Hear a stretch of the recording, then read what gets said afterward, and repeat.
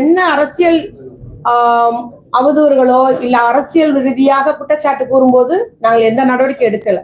ஆனா அருண்ன்ற ஒருத்தர் இந்த மாதிரி துரைமுருகன்றவர் ஜாதி பெயரை சொல்லி இழிவாக பேசுகிறார் என்று ஒரு புகார் கொடுத்ததுனாலதான் அரசு நடவடிக்கை எடுத்து அவரை கைது பண்ணது. ஆனா ஒரு தலைவனாக இருக்கிறவர் என்ன சொல்றாருன்னா கருத்துரிமை பறிக்கப்படுதுன்றாரு. அவர் பேசிய வார்த்தை அவர் இயக்கிய சீமான் இயக்கிய தம்பி படத்துல அந்த வார்த்தையை உபயோகப்படுத்தினதுக்கு இதே சீமானவர்கள் அன்று எல்லாத்துக்கும் முன்னாலேயும் ஒரு சமுதாயத்தின குறிக்கிற சொல்லுன்னு தெரியாது, நான் மன்னிப்பு கேட்கிறேன், என்னுடைய வருத்தத்தை தெரிவிச்சுக்கிறேன்னு சொல்லி வருத்தம் தெரிவிச்சவர் தான். இனி இதுமேல் நடக்காதுன்னு வேற அன்னைக்கு சொன்னார். ஆனா மீண்டும் அதே வார்த்தையை இவர் வாயினாலேயும் சொல்றாரு. இது நம்முடைய பட்டியல்ல 15வது ஜாதியாக அந்த சொல் இருப்பது கூட இவருக்கு தெரியாதல்ல, தெரியும். வாய்க்கு வந்ததை பேசிட்டு போறோன்றது நம்ம இதுல இருந்து தெரிய முடியாது. அதே சொல்லியிருக்காரு. அவர் சொன்ன தொண்டர் சொன்னது பண்ணுங்க அப்படின்ற மாதிரி சொல்றாரு. ஒரு அழகல்ல, தலைவருக்குரிய பண்பும் அல்ல. சட்ட ஒழுங்கு பிரச்சனை உண்டாக்கணும், ஜாதி ரீதியா மத ரீதியா பிரச்சனை உண்டாக்கக்கூடியவராக தான் அவருடைய பேச்சுக்கள் இருக்கிறது என்பதை நான் கூற விரும்புகிறேன்.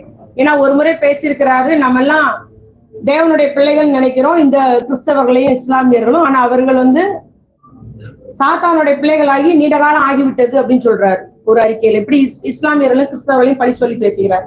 ஒரு ஈரோடு இடைத்தேர்தல் என்ன பேசினார்னா, தூய்மை பணியாளர்லாம் தெலுங்குல வந்தவங்க அவங்க நம்ம தமிழ்நாட்டுக்காரர்களை கிடையாதுன்னு சொல்றாரு.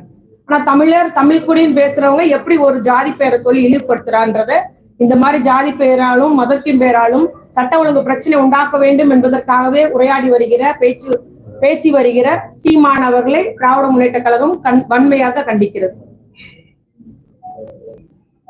அதே மாதிரி பாத்தீங்கன்னா அவருடைய சொற்கள் முன்னும் பின்னாக இது ஒன்னே எடுத்துக்கலாம். நம்ம இந்த வார்த்தையை சொல்லி பேசுனதா இருந்தாலும் சரி, கலைஞரை பற்றி பேசினதா இருந்தாலும் சரி, நிறைய தருணங்களை நம்ம பார்த்தோம்னா இன்னைக்கு ஒண்ணு பேசுறாரு, அடுத்த வருஷம் ஒண்ணு பேசுறாரு. அதனால அவருடைய மனநிலையை அவர் சோதிப்பது நல்லது அப்படின்றது என்னுடைய தாழ்மையான கருத்தாக நான் கூறிக்கொள்ள விரும்புகிறேன்.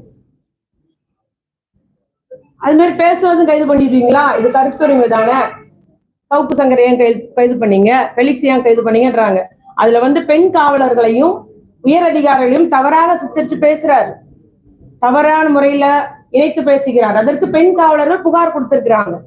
புகார் கொடுத்ததுனால அந்த கைது நடந்திருக்கு, அது வழக்கு நடக்குது, நீதிமன்றத்துல வழக்கு நடக்கு, நீதிமன்றம் பார்த்துட்டு இருக்கு. அதை அப்ப இவர் நியாயப்படுத்தி பேசுறாரா? இப்ப பெண் காவலர்களை தவறா சொல்ல இவர் ஏத்துக்கிறாரா?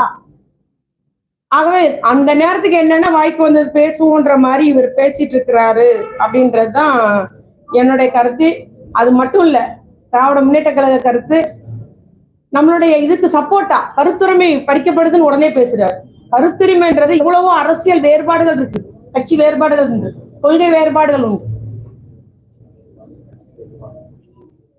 ஆனா இது மாதிரி தனிப்பட்ட முறையில தவறான சொற்களை உபயோகப்படுத்தி பண்றது, ஒரு உண்மைக்கு புறம்பான செய்திகளை சொல்றது, வேணுமனே பிரச்சனை உண்டாகட்டும், சட்ட ஒழுங்கு பிரச்சனை உருவாக்கணும்ன்றது பேசுறது இது ஏற்கத்தக்கதல்ல.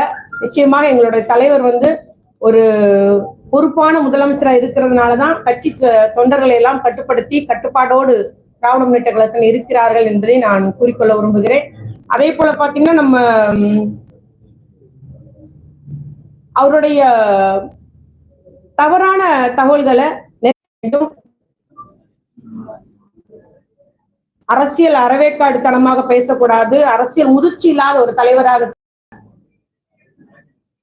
தமிழ் சமூகத்தை தவறான தகவல் மூலம் அவர் தவறாக வழிநடத்தி வருகிறார் என்பதை மட்டும் நான் இங்கு கூறிக்கொண்டு, பச்சுவஞ்சி போல இன்னைக்கு ஒண்ணு நாளைக்கு ஒண்ணு, இன்னைக்கு இவர் ஆதரிச்சு பேசுறது, நாளைக்கு மாத்தி பேசுறது, எதிர்த்து தான் பேசியது என்னவென்றே அவர் தெரியாதபடி பேசி வருகிறார் என்பதை நான் கூறிக்கொண்டு, இவர்கள் அரசியல் தலைவருக்கே தகுதியானவர் அல்ல, அரசியல் பண்பாட்டவர், தரமில்லாத ஒரு அரசியல் நடத்தி வருகிறார். இவருடைய தலைவரை பற்றி பேசுவதற்கு இவருக்கு அருகதையே கிடையாது. நிச்சயமாக தமிழ்நாடு உள்ளவரை முத்தமிழர் கலைஞருடைய புகழ் என்றும் நிலைத்து நிற்கும் என்று கூறி முடிக்கிறேன். நன்றி. சொல்லிட்டேன்ல, எங்களுடைய தலைவர் பொறுப்பான ஒரு முதலமைச்சர் இல்லையா, ஆளுங்கட்சி. அதனால எங்களுடைய முதலமைச்சருடைய அந்த கண் அசைவுக்கு ஏற்பதான் எங்களுடைய தோழர்கள் தொண்டர்கள் செயல்படுவார்கள்.